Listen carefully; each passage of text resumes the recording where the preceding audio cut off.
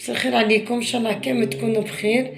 اعزائي المشاهدين، اعزائي المشتركين معايا، ان شاء الله يلقاكم هذا الفيديو في صحة جيدة والف عافية.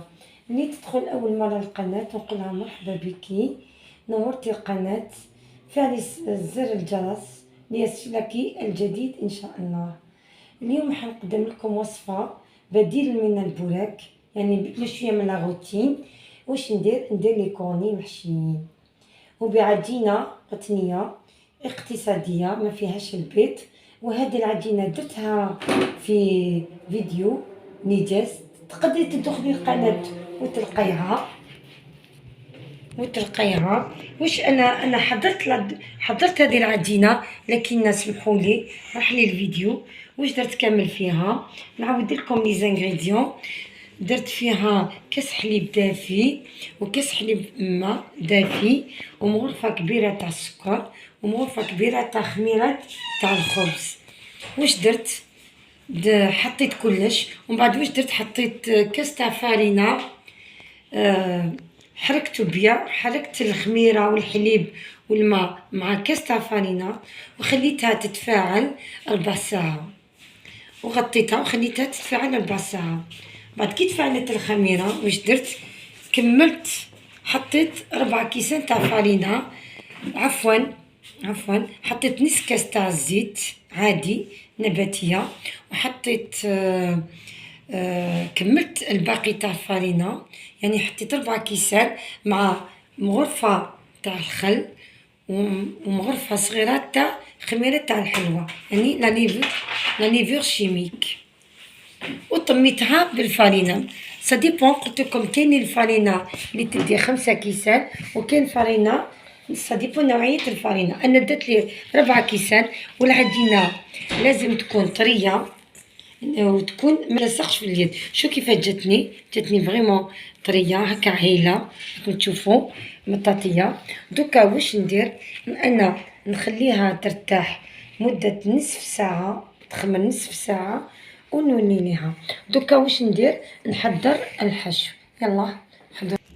حطيت مقله فوق النار، شعلت عليها، حطيت 3 مغارف تاع الزيت، 3 مغارف كبار تاع الزيت مع بصله كبيره سكرفشتها، خليتها تتقلى. نشوفوا تقلات. واش نحط؟ صدر الدجاج مرحي، رحيتو.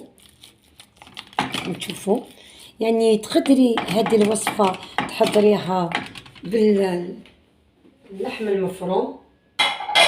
واش عندك في المنزل، ما تتقيديش بالحشو ديالي. تقدري ثاني ديريها بالحشو تاع البوراك تاع البطاطا، بالزيتون، بالطون. واش عندك في الدار. واش ندير توابل. واش نحط كامل؟ نحط نص مغرفه تاع الملح، والملح على حسب الرغبه، ما كثريش. واش نحط كامل؟ فلفل كحل،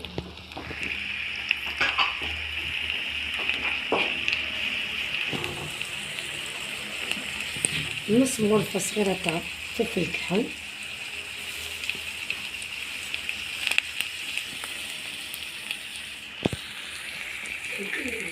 مغرفه تاع بابريكا،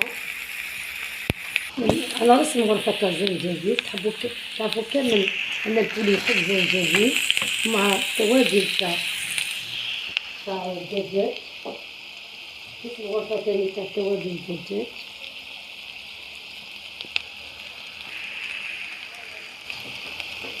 نديرها نص مغرفه تاع الكركم، ونص مغرفه تاع الكركم، شويه معدنوس، مع شويه معدنوس، وجوج سنينات تاع الثوم سكرفتهم،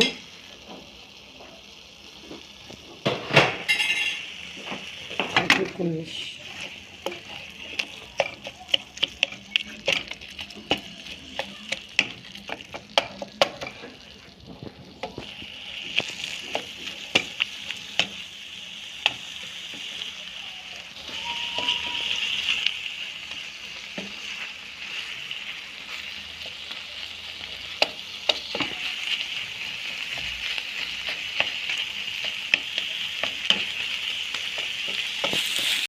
بعد ما طاب الحش باش نطفي عليه ونزيد له الزيتون حوالي 100 غرام قطعته صغير نشوفوا.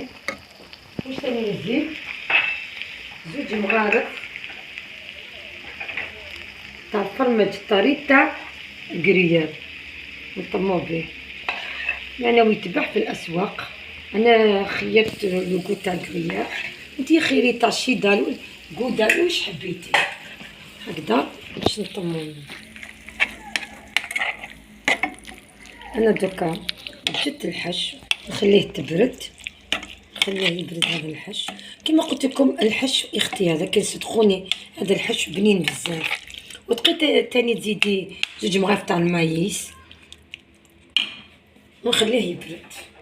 راكم تشوفوا بعد ما خمرت العجينه نشوف كيفاش جات مطاطيه. دوكا واش ندير؟ نبسطها فوق الطابله وندير على شكل مستطيل باش ندير لي كورني. راكم تشوفوا ديما كيما قلت لكم استعينوا بشويه بالزيت باش ما تلصق لكمش. نقسمها اون دو ونحطها فوق الطابله ونبسط العجينه. دائما استعيني نتيا بالفارينه باش ما تلصقناش. هكذا ديري على شكل مستطيل.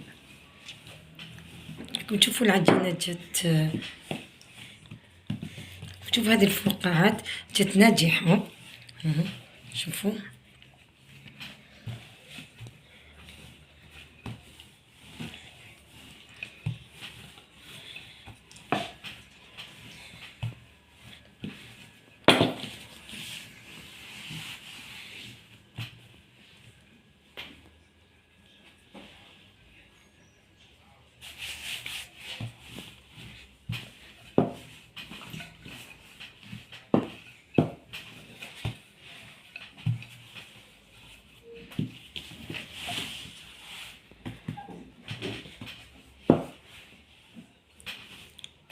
شوفوا درتها على شكل مستطيل.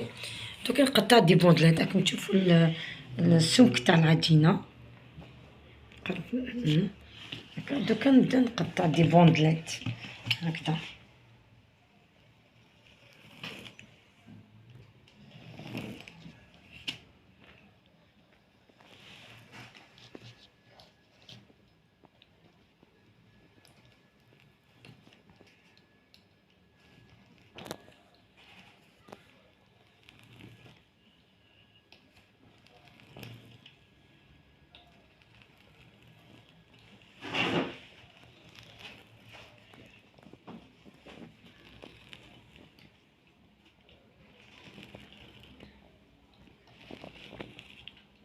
حتى تكملي كامل الكميه. لي كورني راكم تشوفوا هذا الشكل تاع لي كورني. تبداي لابوند ما تجعديهاش، خليها هكذا وتبداي بداي من التحت هكذا تغلقيه. بداي حطي هذه شويه على الاخرى هكذا. تشوفي تبداي ترمي هذه فوق هذه، وخلي ما ديريش حتى الفوق باش يتنحلك بسهوله. انا بقات لي زياده نقطعها ونسقيها. هذه راكم تشوفوا تبداي من التحت هكذا كي تشوفي تغلقي من التحت وتبداي تدوري هكذا. تحطي هذه فوق شويه فوقها هكذا تشوفي هكذا.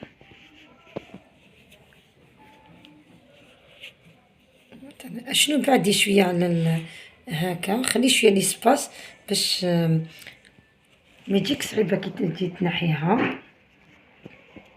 سميها من التحت نقد هذه نسقيها.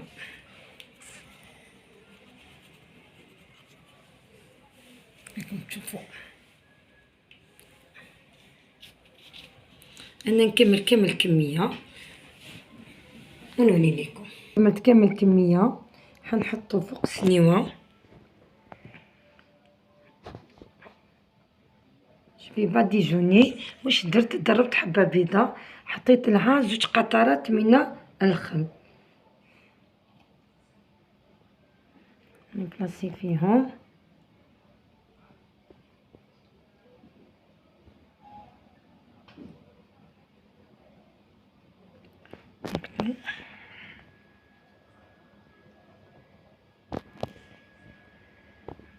دوكا جو في باديجوني.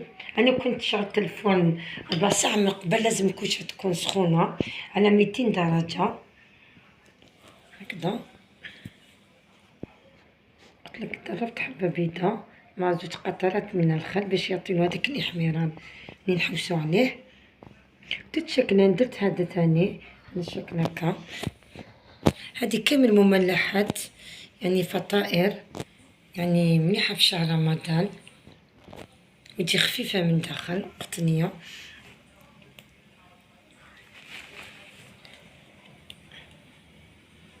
يعني ما يشدلك بزاف الوقت، ما يديلك بزاف لي زانغريديون، ولا يعني تقدري تقولي اقتصادي.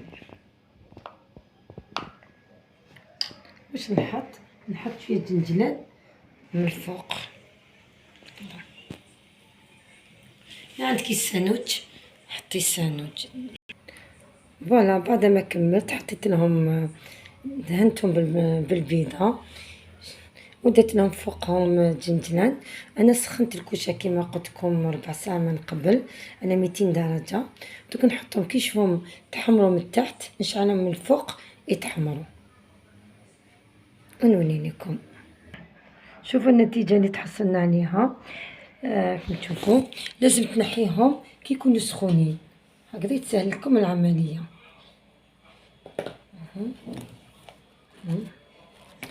نزيد نحي واحده قدامكم.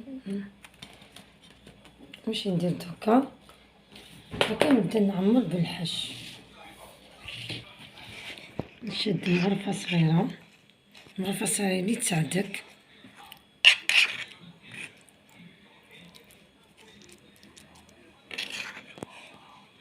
هكذا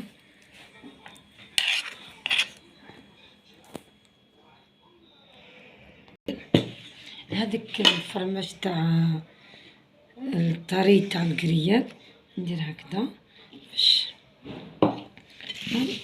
ندير فرماج تاع الشيدان. راكم تشوفوا النتيجه اللي تحصلنا عليها.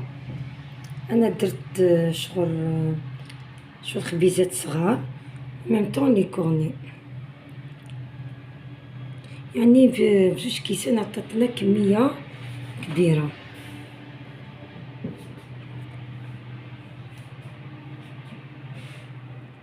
إلا عجبتكم الوصفة اشتركوا في القناة باللايك، بالاشتراك ليصلكم الجديد إن شاء الله.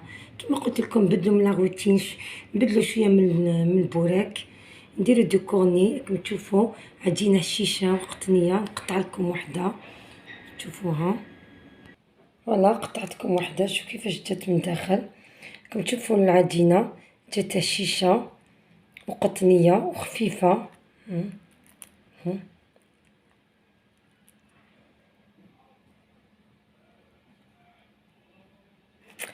لا عجبتكم الوصفة كما قلت لكم اشتركوا في القناة باللايك بتعليقات ليصلكم الجديد. ما بقى لي غير نقول لكم سلام، دمتم في رعاية الله وحفظه وألف عافية. باي.